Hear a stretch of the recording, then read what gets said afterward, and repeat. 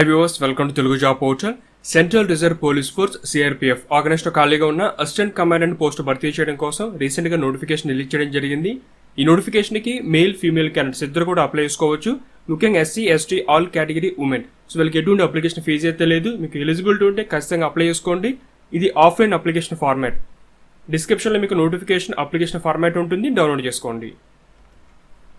ముందుగా important dates. చివరి తేదీ వచ్చి 29th జూలై. ఎగ్జామ్ సంబంధించిన ఇన్ఫర్మేషన్ ప్రొవైడ్ చేయలేదు. వన్స్ డేట్స్ తెలియగానే నేను టెలిగ్రామ్ ఛానల్ అప్డేట్ ఇస్తాను. ఇంకా ఏమన్నా టెలిగ్రామ్ ఛానల్ జాయిన్ అవ్వని వారు ఉంటే కనుక జాయిన్ అవ్వండి, లింక్ డిస్క్రిప్షన్లో ఉంది.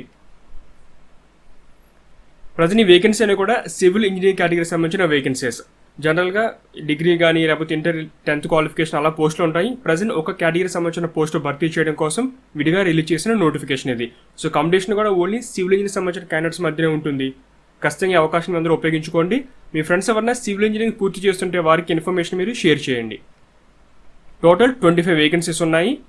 ప్రతి కేటగిరీలో మనకి పోస్టులు ఇవ్వడం జరిగింది.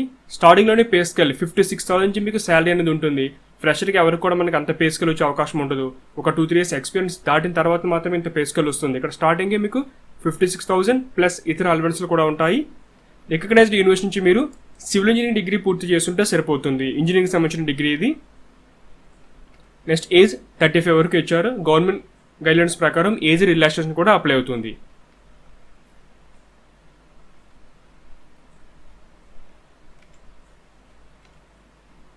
థర్టీ-5 years ఏజే కాకుండా ఒకవేళ మీరు ఎస్సీ ఎస్టీ కేటగిరీ చెందిన వారైతే 5 years, ఓబీసీ అయితే 3 years, civil and central government servant అయితే ఒక 5 years పాటు మీకు ఏజ్ రిలాక్సేషన్ అనేది అప్లై అవుతుంది.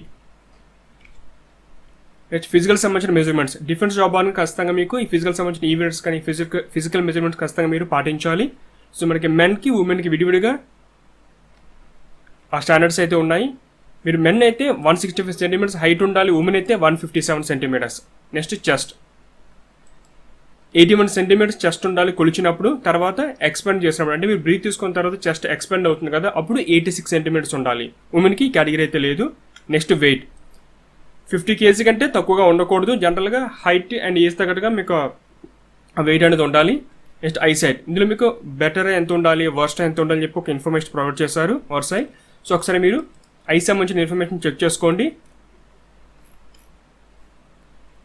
ఎగ్జామ్ సెంటర్స్ మన తెలుగు రాష్ట్రాలకు దగ్గరగా చూసుకుంటే బెంగళూరు ఒక సెంటర్ ఉంది, తర్వాత ఆవడి అంటే మన చెన్నైలోకి వస్తుంది, తర్వాత భువనేశ్వర్.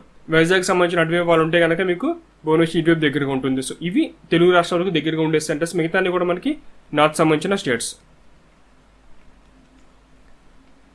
సెలక్షన్ ప్రాసెస్ ఏ విధంగా ఉంటుంది, ప్యాటర్న్ మొత్తం చూద్దాం. టోటల్గా ఇది 5 stage ప్రాసెస్. ముందుగా బేసిక్ డాక్యుమెంట్ వెరిఫికేషన్ అవ్వచ్చు, లేకపోతే ఫిజికల్ సంబంధించిన మెజర్మెంట్స్ టెస్ట్ కానీ ఫిజికల్ ఈవెంట్స్ ఇవన్నీ ఉంటాయి. వన్స్ క్వాలిఫై అయిన తర్వాత రిటన్ ఎగ్జామినేషన్ ఉంటుంది.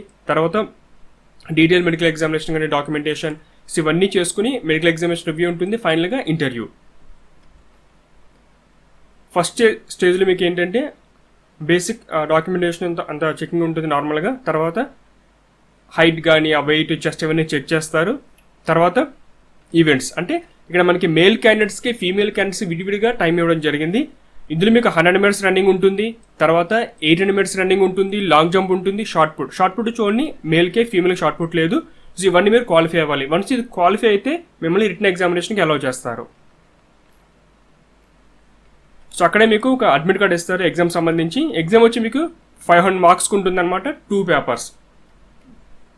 ఇందులో part 1 వచ్చి మీకు 200 marksకి జనరల్ కాంపిటేటివ్ సిలబస్ అంటే మీకు జనరల్ అవేర్నెస్ ఉంటుంది, రీజనింగ్ కానీ యాప్ట్యూడ్, జనరల్ ఇంగ్లీష్ కానీ ఇంజనీరింగ్ యాప్ట్యూడ్ ఇవన్నీ ఉంటాయి. Total 50 questions 100 marks, 2 hours time ఉంటుంది. సో దీనికి నెగిటివ్ మార్కింగ్ కూడా ఉంది, 1/3 mark కట్ చేస్తారు మీకు ఇది. తర్వాత పేపర్ 2. సో ఇందులో మీకు ఏంటంటే సివిల్ సంబంధించిన సబ్జెక్ట్ 3 hours టైం ఇస్తారు, 300 marksకి. మీరు ఏమైతే సబ్జెక్ట్ చదువుకుంటారో ఇంజనీరింగ్లో దానికి సంబంధించిన టోటల్ పేపర్. సో ఇక్కడే మీకు ఇన్ఫర్మేషన్ ప్రొవైడ్ చేస్తారు. యాప్ట్యూడ్ సంబంధించిన టోటల్ ఇన్ఫర్మేషన్ పేపర్ 1లో ఏముంటుంది, తర్వాత సివిల్ సంబంధించిన పేపర్లో సిలబస్ ఏంటి, అందులో సబ్ టాపిక్స్ ఏమని మొత్తం సమాచారం అంతా ఇక్కడ ఇవ్వడం జరిగింది. మీరు ఒకసారి నోటిఫికేషన్ డౌన్లోడ్ చేసుకుని చెక్ చేసుకోవచ్చు. Document verification. ఇందులో మీకు ఏమేమి డాక్యుమెంట్స్ కావాలి, ఎడ్యుకేషన్ సంబంధించిన డాక్యుమెంట్స్ 10th కానీ, తర్వాత ఎడ్యుకేషన్ సంబంధించి మీకు ఇంటర్మీడియట్ ఒకటి, తర్వాత ఇంజనీరింగ్ సంబంధించిన సర్టిఫికేట్, క్యాస్ట్ సర్టిఫికేట్ కానీ, ఇన్కమ్ అండ్ అసెట్ సర్టిఫికేట్ అవ్వచ్చు, లేకపోతే ఒకవేళ ఎక్స్ సర్వీస్ మెన్ కేటగిరీ అయితే డిశ్చార్జ్ సంబంధించిన సర్టిఫికేట్ అవ్వచ్చు, ఎన్ఓసి కానీ, సో ఇలాంటి సర్టిఫికేట్స్ అయితే ఉన్నాయి. ఇవన్నీ మీరు ఈ లిస్ట్ ప్రకారం రెడీ చేసి పెట్టుకోండి. తర్వాత మీకు మెడికల్ ఎగ్జామినేషన్ ఉంటుంది, అన్నీ పర్ఫెక్ట్గా ఉండాలి చెక్ చేసుకుంటారు వాళ్ళు. సో మెడికల్ ఎగ్జామ్ నుంచి ఏమన్నా ప్రాబ్లమ్ రివ్యూ చేసుకోవచ్చు. మొత్తం ఇలా 1 by 1 స్టెప్స్ ఉంటాయి ఇవన్నీ కూడా మీకు. తర్వాత ఇంటర్వ్యూ ఉంటుంది. ఇంటర్వ్యూ మీకు వచ్చి 100 మార్క్స్కి. ఇందులో ఏ విధంగా ఉంటుందంటే, ముందుగా మీ యొక్క ప్రొఫెషనల్ నాలెడ్జ్ సబ్జెక్ట్ ఎంతవరకు ఉందో చెక్ చేస్తారు, దానికి 40 మార్క్స్ కేటాయించారు. తర్వాత మీకు గవర్నమెంట్ సంబంధించిన ఇన్స్టిట్యూట్స్లో ఏమన్నా ప్రొఫెషనల్ రిలేటెడ్ వర్క్ ఎక్స్పీరియన్స్ ఉంటే కనుక 15 మార్క్స్ కేటాయించారు. అది ఏ విధంగా ఉంటుందంటే, మీరు ఎన్ని నెలలు వర్క్ చేశారు, 6 months లేకపోతే 12 months. సో వర్క్ చేసిన కాలాన్ని బట్టి కొన్ని మార్క్స్ కేటాయించారు అవి. సో మార్క్స్ ఏ విధంగా ఉంటాయి, 4 మార్క్స్ లేదా 6 మార్క్స్, 8 మార్క్స్ మీరు పనిచేసిన టైంని బట్టి. తర్వాత పర్సనాలిటీ అండ్ అపియరెన్స్ సంబంధించి ఒక 30 మార్క్స్ ఉంటాయి. జనరల్ అవేర్నెస్ ఒక 10 మార్క్స్. ఎక్స్ట్రా కరికులర్ యాక్టివిటీస్ సంబంధించి ఒక 5 మార్క్స్. అంటే మీకు ఈ స్పోర్ట్స్లో పార్టిసిపేషన్ ఉన్నా, లేకపోతే డిబేట్స్ కానీ, డ్రామాటిక్స్ కానీ, మ్యూజిక్, ఫోటోగ్రఫీ, ఎన్ఎస్ఎస్ కానీ, లేదా ఎన్సీసీలో మీరు పార్టిసిపేట్ చేసిన దాని తగ్గట్టుగా మీకు మార్క్స్ ఉంటాయి. టోటల్ 100. సో ఇది ప్రాసెస్ అయితే ఈ విధంగా ఉంటుంది. Next examination fee. సో ఇందులో మీకు ఎస్సీ కేటగిరీ కానీ, ఎస్టీ కానీ, లేకపోతే ఆల్ కేటగిరీ ఉమెన్ వీళ్ళకి ఫీజు అయితే లేదు. మిగతా వారు 400 రూపీస్ ఫీజు పే చేయాలి. ఫీజు ఎలా పే చేయాలంటే, ఇండియన్ పోస్టల్ ఆర్డర్ ఐపీఓ ద్వారా కానీ, లేదా బ్యాంక్ డ్రాఫ్ట్ ద్వారా కానీ మీరు ఫీజు పే చేయాల్సి ఉంటుంది. అది కూడా ఎప్పుడు మీకు 30 జూన్ అంటే నోటిఫికేషన్ అప్పటి నుంచి మీకు స్టార్ట్ అయింది. ఆ రోజు కానీ ఆ తర్వాత మాత్రం తీసిన డీడీ అయితే ఉపయోగపడుతుంది. ఎవరైనా ఇంతకుముందు ఒక డీడీ తీసి ఉంటే కనుక అది అప్లై చేయడానికి యూజ్ అవ్వదు. ఈ నోటిఫికేషన్ కోసం వాళ్ళు మెన్షన్ చేసిన తేదీ ఆ తర్వాత మాత్రం మీరు ఫీజు అనేది పే చేయాలి. సో ఎవరి పేరు మీద డీడీ తీయలేదు, ఎవరి పేరు మీద మీరు ఐపీఓ తీయాలంటే ఇక్కడ పేరు ఇచ్చారు. ఇది DIG group centre CRPF Rampur, SBI Rampur, ఆ ఏరియాలో చెల్లుబాటు అయ్యే విధంగా మీరు డీడీని తీయాలి. మీరు ఈ ఇన్ఫర్మేషన్ చెప్తే వాళ్ళే మీకు ఐపీఓగా తీసేస్తారు. ఆ ఒరిజినల్ మీరు ఒక జిరాక్స్ కాపీ తీసుకుని మీకు ఫ్యూచర్ పర్పస్ కోసం ఒక ఫైల్లో దాచుకోండి. ఈ ఒరిజినల్ డాక్యుమెంట్ అది మీరు డీడీ అవ్వచ్చు, లేకపోతే బ్యాంక్ డ్రాఫ్ట్ కానీ, ఇది ఐపీఓ కానీ మీరు అప్లికేషన్ పాటు ఖచ్చితంగా సబ్మిట్ చేయాల్సి ఉంటుంది. ఏమేమి డాక్యుమెంట్స్ కావాలి, ఎలా అప్లై చేయాలంటే, అప్లికేషన్ ఫార్మాట్ ఉంది, డిస్క్రిప్షన్ లింక్ ఇచ్చాను. నెక్స్ట్ మీకు చూపిస్తే ఏ విధంగా ఫార్మాట్ ఉంటుందని. అప్లికేషన్ పూర్తి చేసిన తర్వాత అప్లికేషన్ ఏమైతే మీరు ఇన్ఫర్మేషన్ ఇస్తారో దాని తగ్గట్టుగా certification proofs, education documents, 10th inter తర్వాత బీటెక్ సంబంధించిన సర్టిఫికేట్ అవ్వచ్చు. తర్వాత మీకు క్యాస్ట్ అయితే క్యాస్ట్ సంబంధించిన, ఒకవేళ మీరు రిజర్వేషన్ కేటగిరీ అయితే ఆ క్యాస్ట్ సర్టిఫికేట్ కానీ, ఎన్ఓసీ కానీ, మీకు కేటగిరీ ఏది అప్లై అయితే అన్నీ మీరు రెడీ చేసి పెట్టుకోవాలి. తర్వాత 2 రీసెంట్ పాస్పోర్ట్ సైజ్ ఫోటోగ్రాఫ్స్ ఉండాలి. దాంతోపాటుగా 2 ఎన్వలప్స్. ఇక్కడ మనకి ఎన్వలప్ పైన స్టాంప్స్ అతికించమని చెప్పారు, కాకపోతే ఎంత వర్త్ ఉన్న స్టాంప్స్ అని చెప్పలేదు. తర్వాత ఎన్వలప్స్ సంబంధించిన సైజు. సో మీరు ఏం చేస్తారంటే, పూర్తి చేసిన అప్లికేషన్, ఒక 2 ఎన్వలప్స్, ఇవన్నీ పెట్టడానికి పెద్ద ఎన్వలప్ కావాలి. సో మీరు స్టేషనరీ షాపుల్లో ఇలా హాల్ టికెట్, అడ్మిట్ కార్డ్ సంబంధించిన ఒక ఎన్వలప్ అంటే వాళ్ళే ఇస్తారు. అది అవి 2 కూడా అప్లికేషన్, ఈ ఎన్వలప్స్ అన్నీ కూడా పెద్ద ఎన్వలప్ సరిపోయే విధంగా ఒక పెద్ద వేరే ఎన్వలప్ తీసుకోండి. ఎందుకంటే దానిపైన క్లియర్గా ఇన్ఫర్మేషన్ రాయాలి. మీకు చిన్నవి తీసుకుంటే మీకు ఇబ్బంది అవుతుంది. కొంచెం పెద్ద సైజ్ అయితే తీసుకోండి. అంటే మరి A4 సైజ్ అయితే అంత అవసరం లేదు, జస్ట్ నార్మల్ సైజ్ సరిపోతుంది. అడ్మిట్ కార్డ్ సైజ్ కంటే కొంచెం పెద్దది.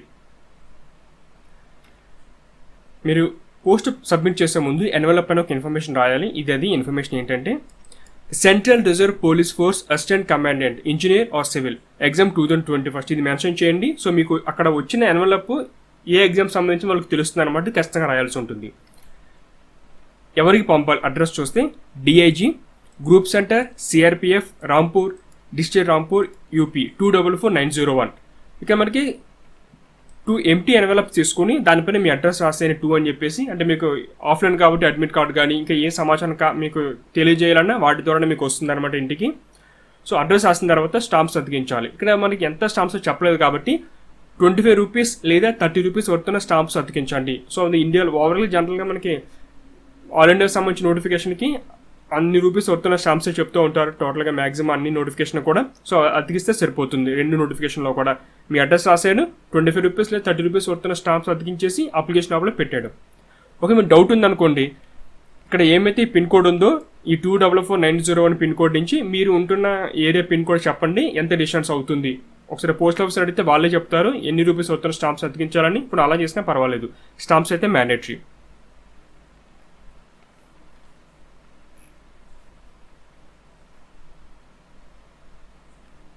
29th జూలై వరకు అవకాశం ఉంది అప్లై చేయడానికి. తర్వాత ఇంకొక డేట్ ఇచ్చారు, అది 13th ఆగస్ట్. ఇది ఎవరి కోసం అంటే, లాంగ్ ఏరియాస్, ఈశాన్య రాష్ట్రాలు కానీ, అండమాన్ నికోబార్ అటువంటి వాళ్ళకి కొంచెం పోస్ట్ లేట్ అవుతుంది కాబట్టి వాళ్ళకి టైం ఇచ్చారు.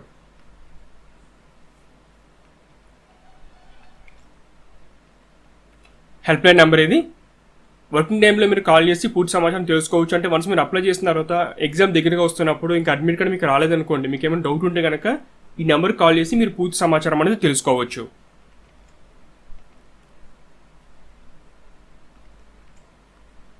నెక్స్ట్ అపెండిక్స్ 2లో మీకు మెడికల్ సంబంధించిన గైడ్లైన్స్ ఉంటాయి. ఇవి కూడా మీరు చెక్ చేసుకోవచ్చు ఒకసారి. మీకు ఏమైనా డౌట్స్ ఉంటే కనుక టాటూ సంబంధించి జనరల్గా డిఫెన్స్ సంబంధించిన నోటిఫికేషన్ టాటూ ఉంటే అలౌ చేయరు. అంటే ఇండియన్ గవర్నమెంట్ రికగ్నైజ్ చేసిన కొన్ని ట్రైబల్ ఏరియాస్ ఉంటాయి కదా, వాళ్ళకైతే ఓకే పర్వాలేదు, కానీ మిగతా వాళ్ళకి టాటూస్ ఉంటే కనుక అలౌ చేయరు అనమాట. సో ఏ పార్ట్లో టాటూ ఉంటే అలౌ చేస్తారు, ఎక్కడ ఉంటే అలౌ చేయరు. సో అటువంటి ఇన్ఫర్మేషన్ అయితే మీకు ఇందులో ఉంటుంది. సో ఎవరికైనా టాటూ ఉంటే ఒకసారి మొత్తం చెక్ చేసుకోండి. మెడికల్ సంబంధించి రిజెక్ట్ చేయడానికి మీకేం ప్రాబ్లం ఉంటే కనుక ఏ కారణం చేత రిజెక్ట్ అవుతుందో అటువంటి ఇన్ఫర్మేషన్ కూడా ఉంది. సో ఇవి కూడా చెక్ చేసుకుని ఒకసారి మొత్తం మీరు ఇది అప్లికేషన్ ఫార్మాట్ ప్రింట్అవుట్ తీసుకోండి, పూర్తి చేయండి. రెలవెంట్ ఎడ్యుకేషన్ డాక్యుమెంట్స్ అని అటాచ్ చేసి మీరు సబ్మిట్ చేయండి. ఇక్కడ మీరు రీసెంట్ ఫోటోగ్రాఫ్ అతికించాలి, కింద మీరు సైన్ చేయాలి. తర్వాత బేసిక్ ఇన్ఫర్మేషన్, మీ యొక్క నేమ్, తర్వాత మీ యొక్క జెండర్ కానీ, email ID, mobile number, Aadhaar number, education సంబంధించిన క్వాలిఫికేషన్ వివరాలు, సో బేసిక్ ఇన్ఫర్మేషన్ మొత్తం మీ యొక్క అడ్రస్ అంతా ఎంటర్ చేయండి. 26 పాయింట్ వచ్చి ఇది ఎవరి కోసం అంటే లాంగ్ ఏరియాస్ ఈశాన్య రాష్ట్రాల్లో అటువంటి వారికి ఏంటి కొంచెం టైం మెన్షన్ చేశారన్నమాట. వాళ్ళకి ఎక్కువ టైం ఇచ్చారు అది, ఎందుకంటే దూరం నుంచి పోస్ట్ అవ్వాలి కాబట్టి. సో అటువంటి వారు ఏంటంటే నోటిఫికేషన్ మీరు మెన్షన్ చేయొచ్చు ఇది మీకు ఆ ఫెసిలిటీ కావాలని చెప్పేసి. అంటే క్లెయిమింగ్ ఎక్స్టెండెడ్ టైం అనమాట అప్లికేషన్ సంబంధించి. లేకపోతే మనకి తెలుగు రాష్ట్రాల వరకు ఇది అవసరం లేదు, వాళ్ళ టైం తక్కువగా ఉంది కాబట్టి మీరు 80 కానీ లేకపోతే డాష్ పెడితే సరిపోతుంది, ఇది అవసరం లేదు మీకు. నెక్స్ట్ డిక్లరేషన్ ఉంటుంది అనమాట. ప్లేసు, డేటు మీరు సైన్ చేయాలి. కింద ఇంకో డిక్లరేషన్ ఉంటుంది, సైన్ చేయాలి. ప్లేస్, డేట్ మొత్తం ఇన్ఫర్మేషన్ అంతా ఇక్కడ పూర్తి చేయాల్సి ఉంటుంది ఫామ్ అంతా అనేది. కింద మీకు కొన్ని ఫామ్స్ ఉంటాయి. సో మీ కేటగిరీ ఏది అప్లై అవుతుందో దాని తగ్గట్టుగా అన్నీ మీరు డౌన్లోడ్ చేసుకోండి, పూర్తి చేయండి, అప్లికేషన్తో పాటు జత చేయండి.